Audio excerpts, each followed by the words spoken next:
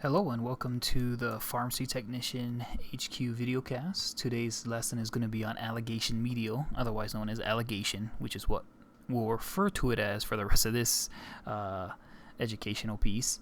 As usual, my name is Rob Hoopy. I am your host, and I am also, for those of you that don't know, I'm a pharmacist by training, a pharmacy manager, currently an interim director for the hospital or health system I work for, and something I do in my spare time in the evenings, kind of a hobby of mine, is developing our Pharmacy Technician HQ website, and then just really teaching and educating when I can to teach people how to become a pharmacy technician, how to be a better pharmacy technician. So hopefully you find the site useful, and hopefully you'll find this lesson useful. Okay, so first let's start with alligation.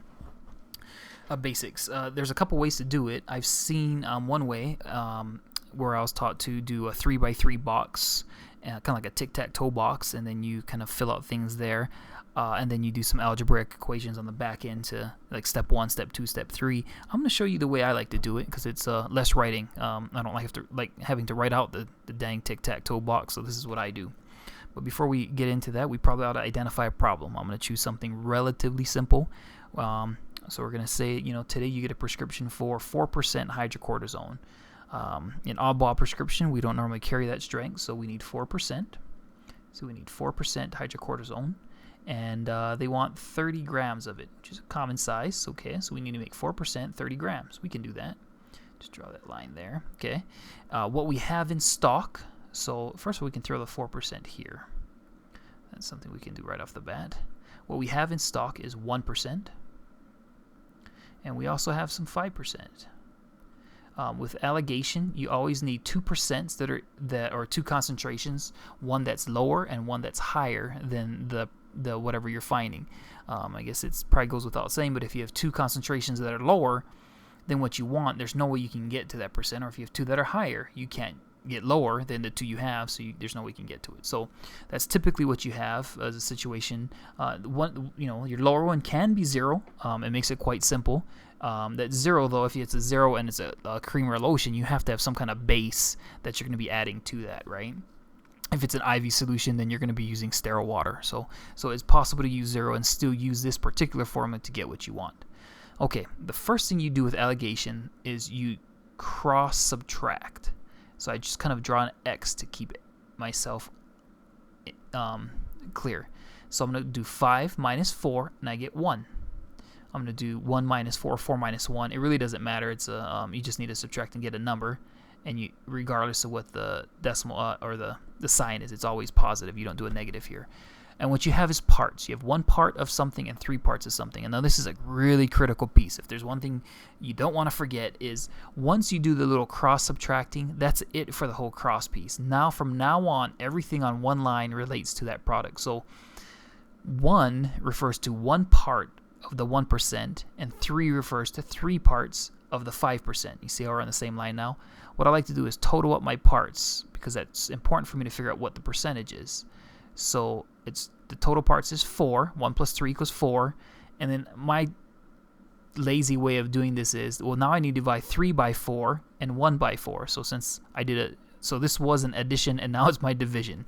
If you want, you can just rewrite it 3 divided by 4. But, I like to save time, so it's just my shortcut.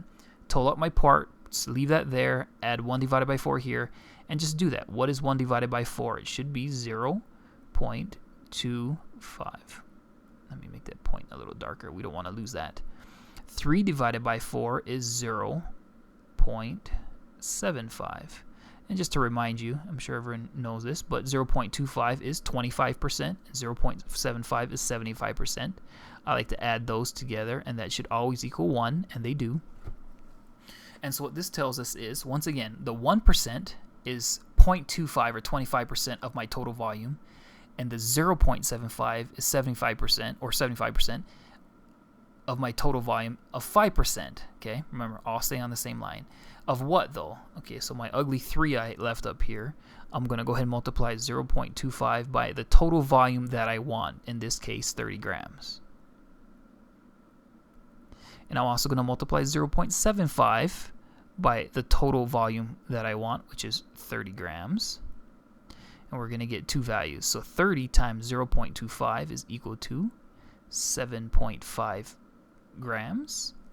And 30 times 0.75 is going to equal to 22.5 grams. Should totally write this out so we're clear. 7.5 grams of 1%, because remember, after the cross subtracting, we stay all on the same line. So this goes back to this 1% all the way over here.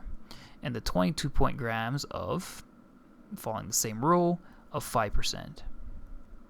And once again, I like to double check myself. This should equal my total volume here. So 7.5 plus 22.5 is equal to 30 grams.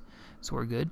So now we know the final answer for this question is 7.5 grams of 1% and 22.5 grams of 5% will equal 30 grams of 4% of whatever it is, hydrocortisone in this case, or whatever we have. So that's my way of doing alligation and making it as simple as possible by not drawing extra boxes and really trying to maximize efficiency on time, and at the same time have built-in double checks all throughout the process. Biggest thing, don't mix up the 1% and 5%. If you're taking the pharmacy technician national exams, when you do your alligation, more than likely they're going to have a couple answers. They're going to have one that's the 1%, 7.5 grams of 5% and 22.5 grams of 1%. So they'll intentionally mix up those numbers, knowing that some people are going to forget that when they cross, it really pertains to this line. So like I said, that's really critical in not forgetting that piece. I hope this was helpful. If you have any questions or you want to see more educational tips and hints, please come visit me at pharmacytechnicianhq.com. Thanks for visiting.